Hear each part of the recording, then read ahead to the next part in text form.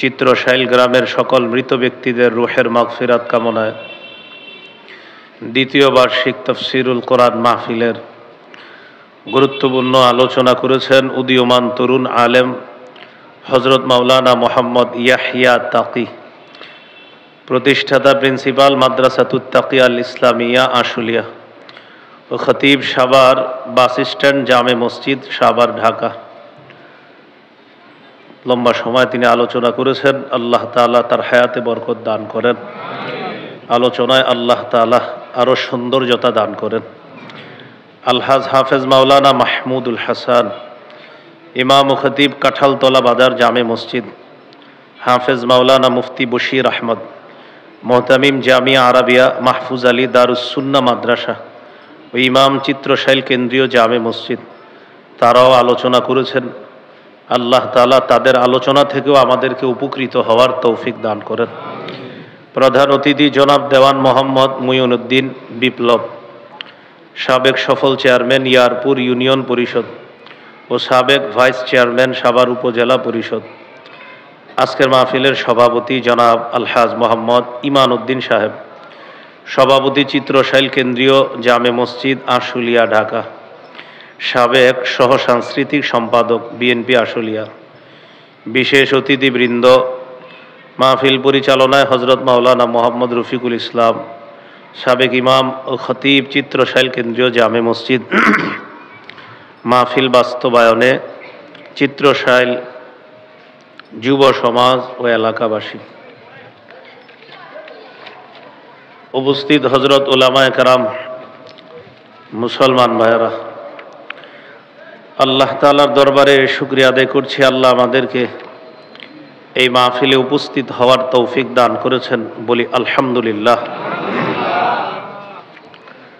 আমি আপনাদের সামনে পবিত্র কোরআনের দুটি আয়াতে কারিমা তেলাওয়াত করলাম।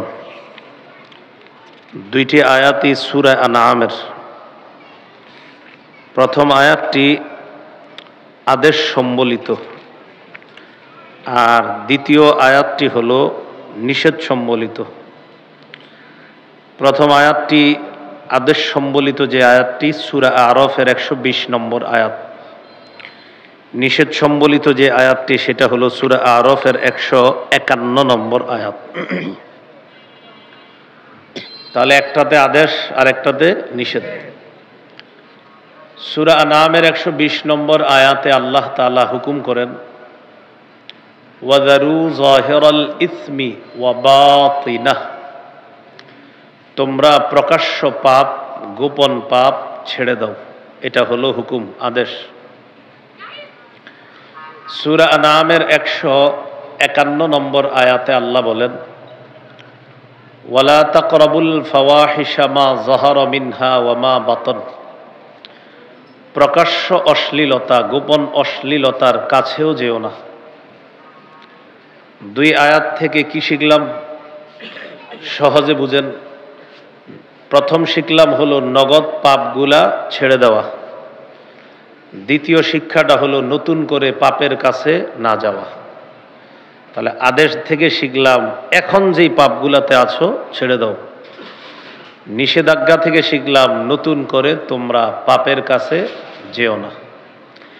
আল্লাহ তাআলা আমাদেরকে যেই পাপের মধ্যে আমরা ডুবে আছি এগুলো যেন আজই ছেড়ে দিতে পারি, নতুন করে কোনো পাপের কাছে যেন না যাই। আল্লাহ তৌফিক দান করেন।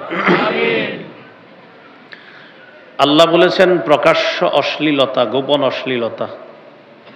অশ্লীলতা কি জিনিস? সূরা বনী ইসরাঈলে আল্লাহ বলেন, ওয়ালা তাকরাবুজ জিনা ইন্নাহু কানা ফাহিশা, তোমরা জিনার নিকটবর্তী হও না, ব্যভিচারের নিকটবর্তী হও না। নিঃসন্দেহে ব্যভিচার এটা একটা অশ্লীল কাজ। এখন এই ব্যভিচারের কাছে যাইতে আল্লাহ নিষেধ করেছেন।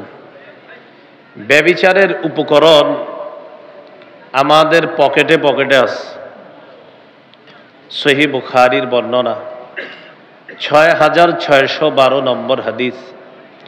قال رسول الله صلى الله عليه وسلم إن الله كتب على ابن آدم حظه من الزنا أدرك ذلك لا محالة রাসূলুল্লাহ সাল্লাল্লাহু আলাইহি ওয়াসাল্লাম বলেন, নিশ্চয়ই আল্লাহ তাআলা আদম সন্তানকে জিনার পরীক্ষা দিয়ে পরীক্ষা করেন। এবার আমি বলার পর দেখেন তো এই পরীক্ষায় আমরা আছি কিনা। নবী বলেন, ফাজিনাল আইনি আন নাজরু, চোখের জিনা হলো দেখা। বলেন এই পরীক্ষায় কয়জন বাঁচতে পারে? হ্যাঁ, চোখের জিনা দেখা।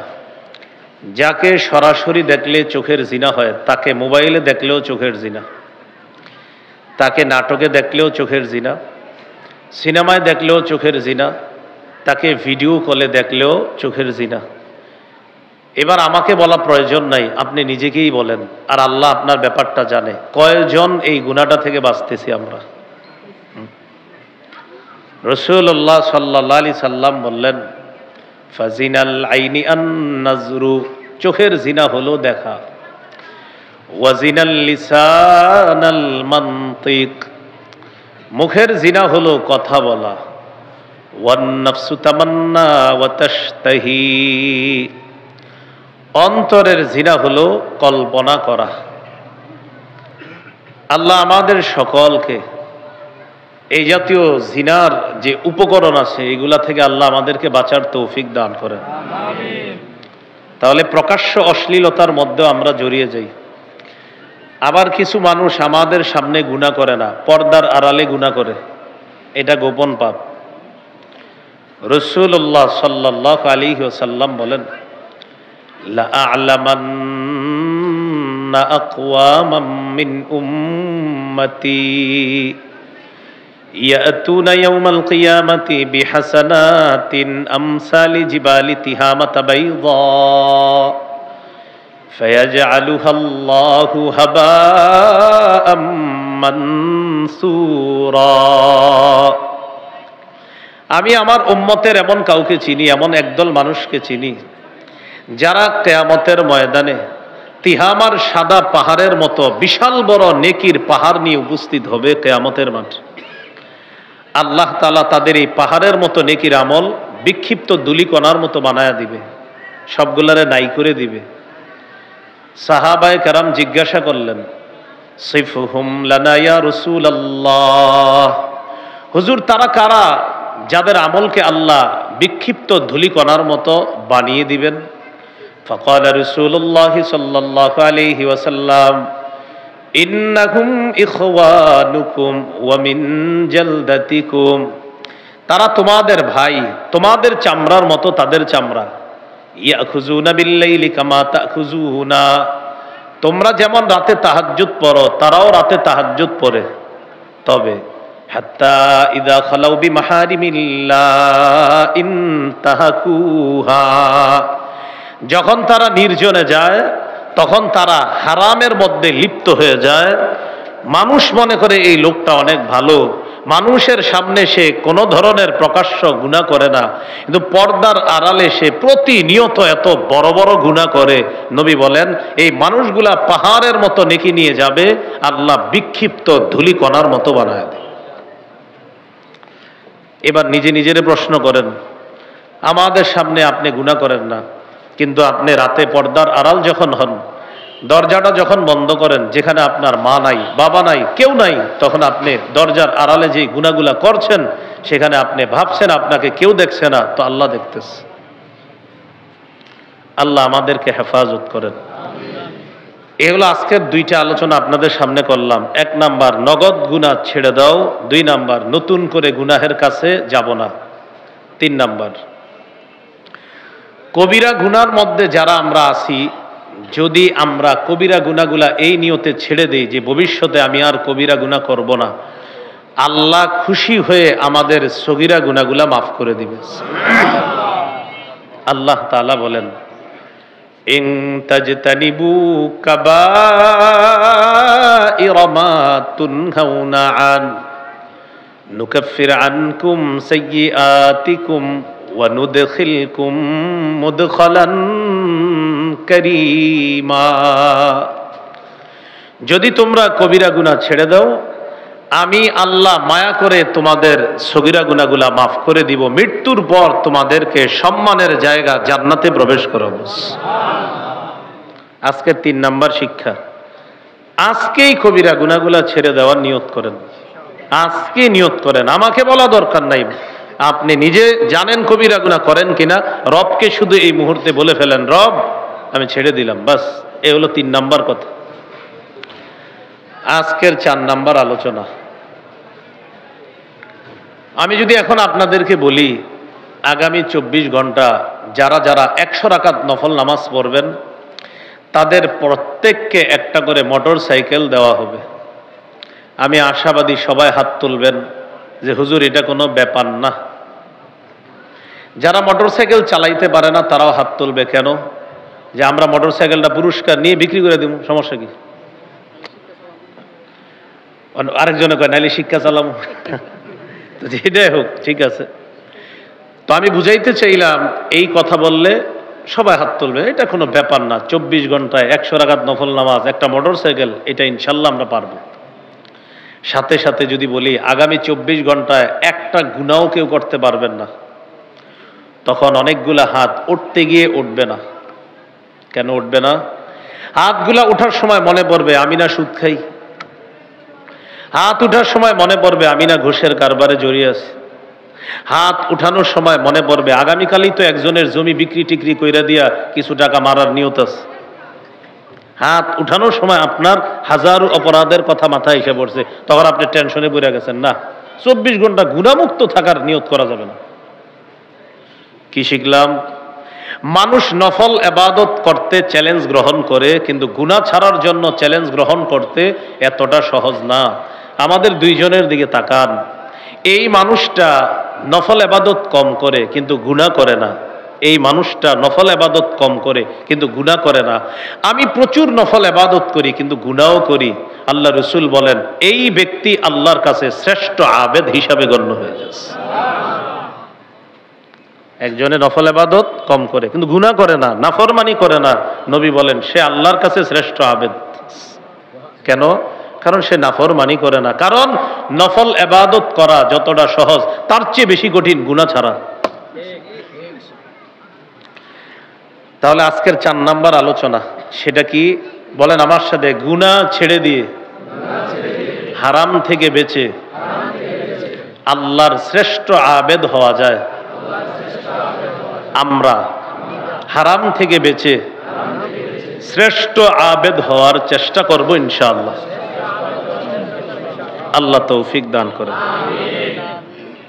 তিরমিজির হাদিস 2305 নম্বর হাদিস।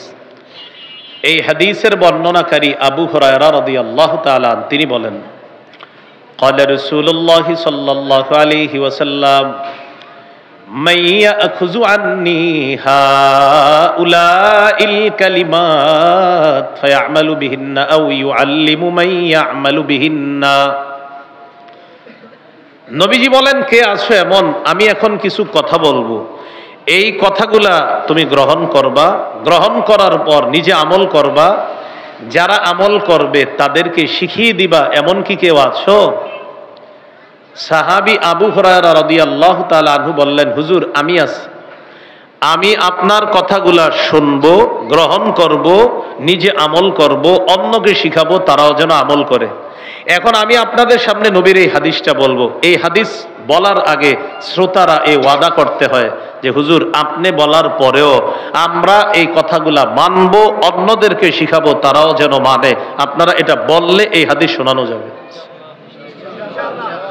কারণ শর্ত, এই হাদিস শোনানোর শর্ত এটা, সামনে যারা থাকবে তারা বলতে হবে যে আমরা এগুলা মানবো, অন্যকে শিখাবো। কারণ নবী বলছে, কে আছো আমি এখন কিছু কথা বলবো, নিজে গ্রহণ করবা, আমল করবা, অন্যকে শিখাইয়া দিবা, এমন কে আছো? তো আমি আপনাদেরকে বলতেছি, আমি এখন নবীর একটা হাদিস বলবো, কে আছেন নিজে গ্রহণ করবেন, নিজে আমল করবেন, অন্যকে শিখাবেন? কারা আছেন হাত তোলেন। আল্লাহ তৌফিক দান করেন। সাহাবী আবু হুরায়রা রাদিয়াল্লাহু তাআলা হাত তুললেন, হুজুর আমি আছি, আমি আপনার কথা শুনবো, মানবো, গ্রহণ করবো। এটা ওটার উপর রেখে উপর উপর উপর উঠে না। জাযাকাল্লাহ। সাহাবী আবু হুরায়রা রাদিয়াল্লাহু তাআলা আনহু বললেন, আমি রাসূলুল্লাহ সাল্লাল্লাহু আলাইহি সাল্লাম সাহাবীর হাতে ধরলেন। তো আবু হুরায়রা রাদিয়াল্লাহু তাআলা আনহু বলেন, ফাআখাযা বিয়াদি ওয়া আদ্দা খামসা। রাসূলুল্লাহ সাল্লাল্লাহু আলাইহি সাল্লাম আমার হাত ধরে গুনে গুনে 5টা জিনিস শিখাইলেন। এর মানে আমিও আপনাদের সামনে এখন 5টা জিনিস বলবো। 1 নাম্বার, ইত্তাকিল মাহারিমা তাকুন আবাদান নাস। আবু হুরায়রা, তুমি হারাম থেকে বাঁচো। যদি হারাম থেকে বাঁচতে পারো আল্লাহর শ্রেষ্ঠ আবেদ হিসাবে গণ্য হয়ে যাবে। দেখেন কত সহজ কথা, কিন্তু মানাটা কঠিন। হারাম থেকে বাঁচো মানি আজকে থেকে হারাম কথা বলা যাবে না, হারাম খাওয়া যাবে না, হারাম কাজ করা যাবে না। বাস, হারাম কথা বলবো না, হারাম কাজ করব না, হারাম খাদ্য খাবো না, হারাম কথা বলবো না, হারাম কাজ করব না, হারাম খাদ্য খাবো না। আজকে থেকে যদি এটা করতে পারেন, আর ফরজ নফল ফরজ ওয়াজিবগুলো একটু পালন করবেন, আর খালি একটু হারাম থেকে বাঁচবেন, আল্লাহ রসুল বলেন আমি নবী বলে দিলাম মানুষের মাঝে তুমি শ্রেষ্ঠ আবেদ হিসাবে গণ্য হয়ে যাবে। 1 নাম্বার। 2 নাম্বার, ওয়ারদা বিমা কাসামাল্লাহু লাকা তাকুন আগনান নাস। আল্লাহ তোমার জন্য যা বরাদ্দ করেছেন এটা তুমি মেনে নাও, তাহলে মনের দিক থেকে মানুষের মাঝে তুমি সবচেয়ে ধনী মানুষ হয়ে যাবে। আল্লাহ আপনারে 20,000 টাকা মাসে ইনকামের ব্যবস্থা করে দিয়েছে, আপনি খালি টেনশনে আছেন অমুকের 50 আমার 20 কেন। আপনি মাথায় আনবেন আমার জন্য আল্লাহ 20 পছন্দ করছে তাই 20 দিচ্ছে, ওর জন্য 50 পছন্দ করছে তাই 50 দিচ্ছে। 50 ওয়ালার খোঁজ নিয়ে দেখেন ওর 50,000ই লাগতেছে, আর আপনি 20,000 ওয়ালা হুদাই টেনশন করতেছেন। আল্লাহ আপনার 20-এর মধ্যেই কাজ সমাধা করে দিচ্ছে। যারে 50 দিচ্ছে ওর 50ই লাগতেছে, এই জন্য আল্লাহ ওরে 50 দিতেছে, আর আপনার 20 কেন? আপনি চিন্তা করে দেখেন 20-এর মধ্যে সমাধান। আপনারা অনেকে বলবেন হুজুর আমার তো হচ্ছে না, আমি যদি বলি কিস্তি টিস্তি আসেনি তখনই তো চুপ হয়ে যাবেন। হ্যাঁ, বোঝা গেল আপনি হারামে জড়িয়ে গেছেন। এই জন্য নিজে নিজেরই দেখেন, জিজ্ঞাসা করে দেখেন আপনি যতদিন হালালভাবে ইনকাম করছেন ততদিন 20,000-এ আপনার হয়ে গেছে। যেদিন হারামে জড়িয়ে পড়ছেন এরপর থেকে 20 হচ্ছে না। কেন হচ্ছে না জানেন? ওই যে হারামে হাত দিছেন। তাহলে 1 নাম্বার হারাম থেকে বাঁচো। 2 নাম্বার আল্লাহ যা বরাদ্দ করেছে তোমার জন্য এটা মেনে নাও, মনের দিক থেকে তুমি সবচেয়ে ধনী মানুষ হয়ে যাবা। 3 নাম্বারটা মন দিয়ে শুনেন, গুরুত্বপূর্ণ। ওয়া আহসিন ইলা জারিকা তাকুন মুমিনা। তুমি প্রতিবেশীর সাথে উত্তম আচরণ করো, খাঁটি মুমিন হয়ে যাবা। দেখেন আল্লাহ রসুল কথাটা কত সহজে বলে দিলেন, তুমি প্রতিবেশীর সাথে উত্তম আচরণ করো, খাঁটি মুমিন হবা। আমি আজকে গাড়ি থেকে নামার পর এখানে আপনারা অসংখ্য মানুষ আমার সাথে মুসাফা করছেন। এখানে আসতে আসতে মুসাফার উপরে মুসাফা। আমার আগে ইয়াহিয়া তাকিবাই আসছে, ওনার সাথে হয়তো এরকম মুসাফা করছেন। এর আগে আলেমরা আসছে, তাদের সাথে এরকম মুসাফা করছেন। কিন্তু যারা আজকে আমার সাথে মুসাফা করছেন তাদের মধ্যে এমনও লোক আছেন যিনি গত 10 বছর আপনার কোনো প্রতিবেশীকে সালাম দেন নাই। তাহলে মুসাফা করলেন আমার সাথে নামার পর, কিন্তু এমনও লোক আছেন প্রতিবেশীর সাথে গত 10 বছর আপনি সালাম দেন না। কেন? আরে এত আমার পাশের ঘরের আব্দুর রহিম, আরে কি সালাম দিন? এত পাশের ঘরে ইউসুফ মিয়া, আরে সালাম দেন না কেন? আহা হুজুর তো বাতিজা আমার, সালাম দেন না। অথচ আল্লাহ রসুল সাল্লাল্লাহু আলাইহি সাল্লাম বলেন প্রতিবেশীর হক আদায় করো, প্রতিনিয়ত সালামের মাধ্যমে হলেও প্রতিবেশীর হক আদায় করো। বলেন আমার সাথে, আসসালামু আলাইকুম। আপনার উপর শান্তি বর্ষিত হোক। তো প্রতিবেশীর উপর শান্তি বর্ষিত হোক চান না? তা আপনি সালাম দেন না কেন? রাসূলুল্লাহ সাল্লাল্লাহু আলাইহি সাল্লাম বললেন প্রতিবেশীর সাথে উত্তম আচরণ করো, খাঁটি মুমিন হবা। নবীজি বলেন শোনো, তুমি গোশত রান্না করলে ঝোলটা একটু বাড়ায়া দিবা। সাহাবীরা অবাক, ঝোল বাড়ায়া কেন?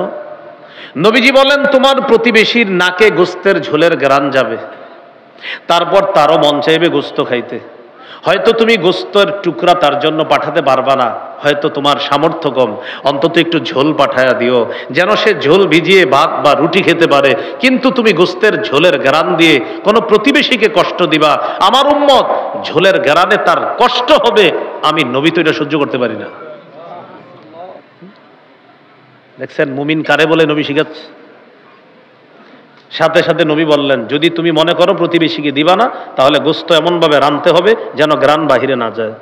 হয়তো তুমি গ্রান বাহিরে নিবা না, এমনভাবে রান্না করো, আর যদি গ্রান বাহিরে যায় তো আমার উম্মতকে তুমি কষ্ট দিও না, তার জন্য পাঠাও। আব্দুল্লাহ ইবনে ওমর রাদিয়াল্লাহু তাআলা আনহুর একটা বর্ণনা শোনাই। আপনি ফল ক্রয় করে বাড়িতে ঢুকছেন, ফল, প্রতিবেশীর একটা বাচ্চা ছেলে আপনার ফল দেখছে, আপনি ঘরে গিয়ে আপনার বাচ্চাকে ফল কাইটা তার হাতে দিছেন, তরমুজ অথবা কমলার কোয়াটোয়া বা একটা আপেল কাইটা দিছেন। তো বাচ্চাদের অভ্যাস হইলো আপনার, ওরা এক জায়গায় বসে থাকে না, খালি দৌড়। তো ফলটা হাতে দিছেন, দৌড়ে বাহিরে এসে পড়ছে। প্রতিবেশীর একটা ছোট সন্তান আপনার ছোট সন্তানের হাতে ফল দেখছে, দেখার পর ওর মনে মনে আসছে, ওর আব্বা ফল আনছে, আমার আব্বা ফল আনে নাই। আল্লাহ রাসূল সাল্লাল্লাহু আলাইহি সাল্লাম এটা সইতে পারে না যে আমার কোনো উম্মতের ছোট শিশু সন্তান তোমার শিশু সন্তান দেখে কষ্ট পাবে, আমি নবী তো এটা সইতে পারি না। তাহলে কি করবা? ফল তুমি ঘরে নেও এমন ভাবে যেন কেউ না দেখে, আর যদি মানুষকে দেখাও তাহলে আমার উম্মতের জন্য পাঠাও, তাদেরকে কষ্ট দিতে পারবা না। তাই তরমুজটা যখন ঘরে নিবেন, যদি দেখায় নেন পাঠায়া দেন, আর যদি বলেন আমি কাউরে দিব না, কালো একটা পলিথিন দিয়ে নেন যেন বুঝতে না পারে এটা কি তরমুজ না ফুটবল। কথার কথা। এই জন্য আপনি রসুল সাল্লাল্লাহু আলাইহি সাল্লাম দেখেন কোথায় কিভাবে কথা বলে, আল্লাহ রসুল কিভাবে আমাদেরকে মুমিন হওয়া শিখাইতেছে। এই যে বড় একটা বাড়ি, বড় বাড়ি আছে না? এখন বলেন ৩-৪ তলা বাড়ির পাশে একতলা বাড়ি আছে কিনা বলেন সবাই। রাসূলুল্লাহ সাল্লাল্লাহু আলাইহি সাল্লাম বলেন, তুমি যখন বড় বাড়ি করবা প্রতিবেশীর একটু বইলা নিও।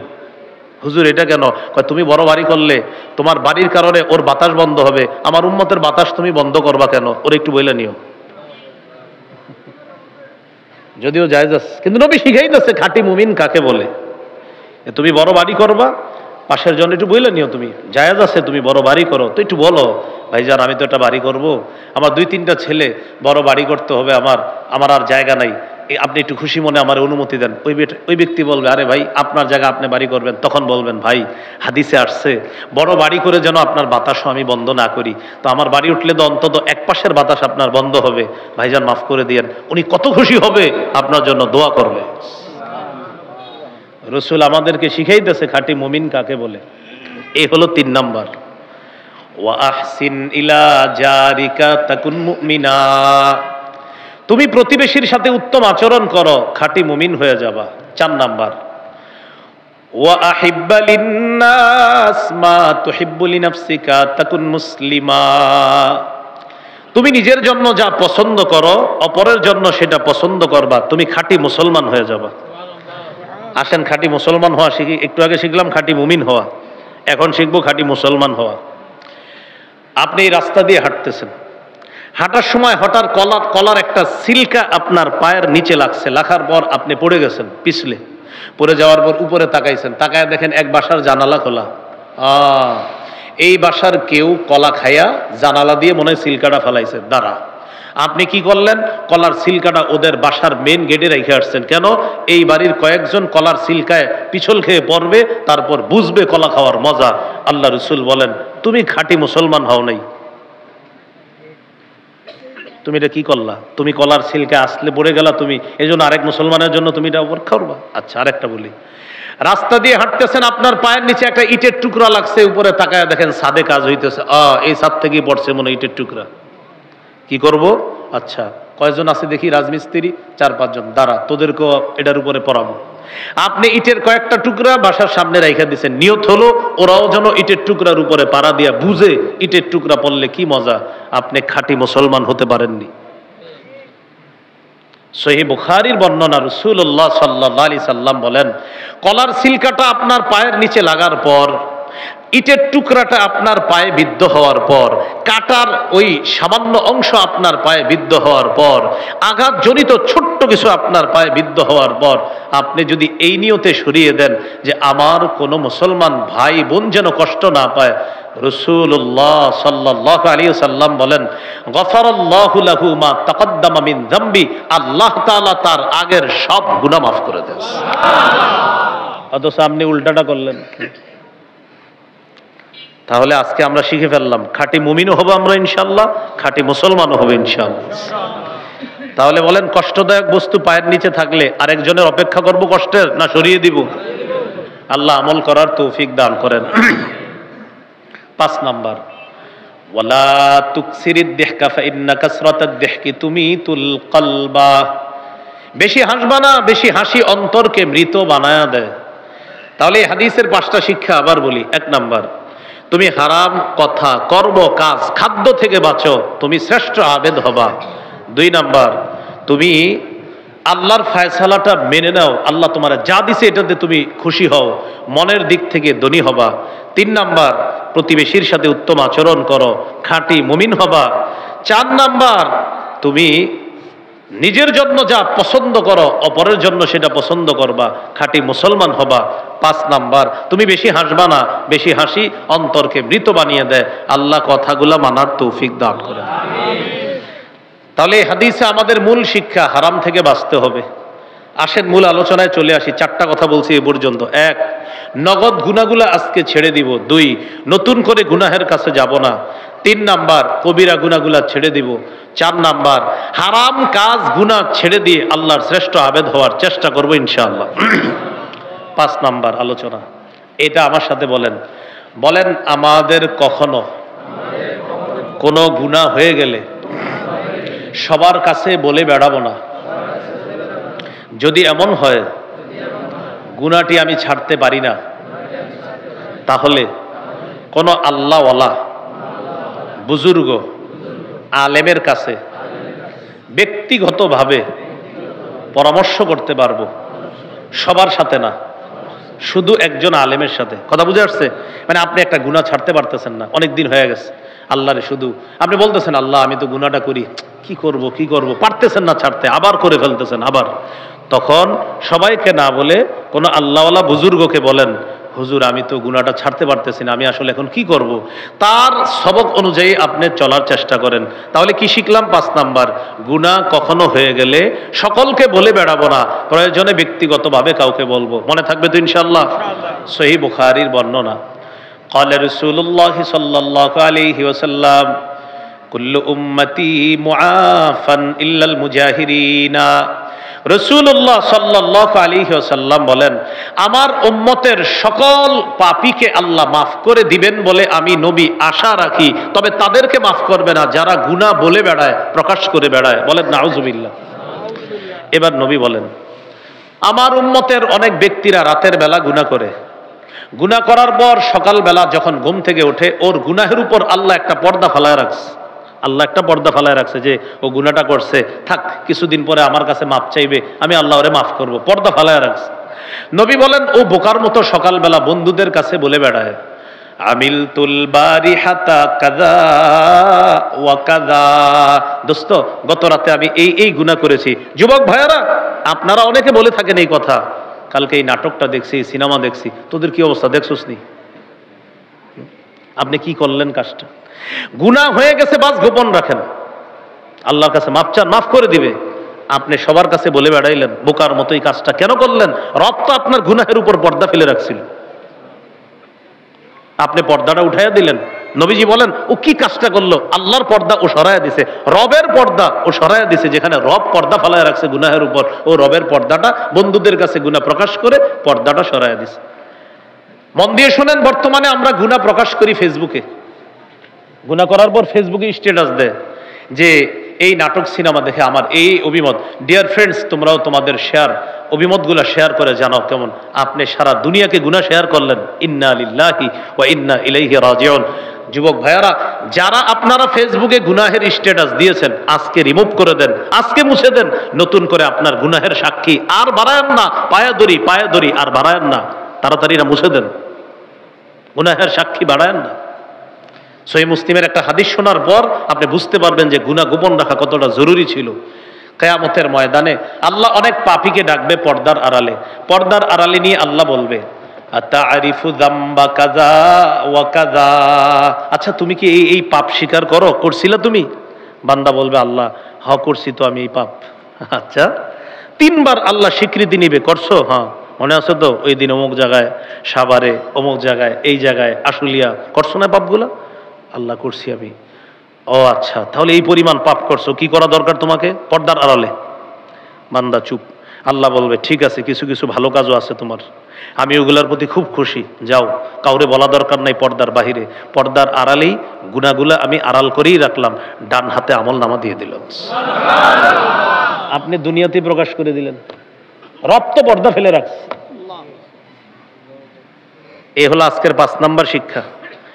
গুনাহ হয়ে গেলে সবার কাছে বলে বেড়াবো না। হ্যাঁ, ওই যে বললাম, প্রয়োজনে আত্মশুদ্ধির জন্য কোনো আল্লাহওয়ালা বুজুর্গের কাছে বলা যাবে, হুজুর আমি এই পাপটা ছাড়তে পারতেছি না, আমি কি করব? আল্লাহওয়ালা বুজুর্গের কাছে এটা বললে সমস্যা হবে না, তো সবার কাছে বলে বেড়াইলে সমস্যা হয়ে যাবে।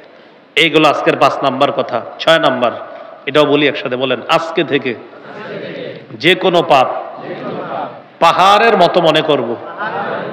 বলেন, ইমানদার যে কোনো পাপ পাহাড়ের মতো মনে করে, পাপাচার যে কোনো পাপ মাছির মতো মনে করে। সবাই এদিকে তাকান, দেখেন, এক ব্যক্তির জোহরের নামাজ ছুটে গেছে, আরেক ব্যক্তিরও জোহরের নামাজ ছুটে গেছে। কয়জন হইল? 2 জন। এই 2 জনের একজন হলো ওই ব্যক্তি যার গত 20 বছর কোনো নামাজ ছুটে নাই, আজকে হঠাৎ জোহর কাজা হয়ে গেছে।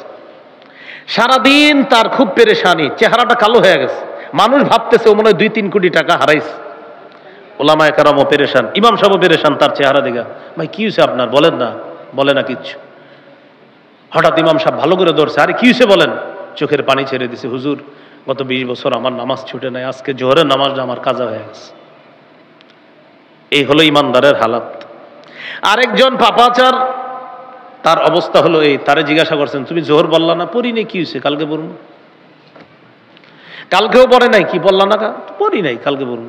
এইভাবে সে কোনো নামাজই পড়ে না। নামাজ পড়ো, কয় শুক্রবারের নামাজ পড়ুন। শুক্রবারেও জুমা পড়ে না। তখন আপনাদের এলাকার কেউ জিজ্ঞাসা করেন, ভাই তুমি তো জুমাও বললা না? পড়ি নাই, আগামী সপ্তাহে পড়ুন। অর্থাৎ তার কাছে নামাজ পড়া না পড়া এগুলা কোনো ব্যাপার না। মাছি যেমন নাকের ডগার সামনে দিয়ে আসে আর যায়, এটা একটা মাছি আমার কাছে। আর ওই যে ইমানদার যার 20 বছর নামাজ ছোটে না, তাকে দেখলে আপনার মনে হবে যে এই দুনিয়ার সে সবকিছু হারায় ফেলছে এক ওয়াক্ত নামাজ কাজা হওয়ার কারণে। এটাই বুখারীতে আসছে।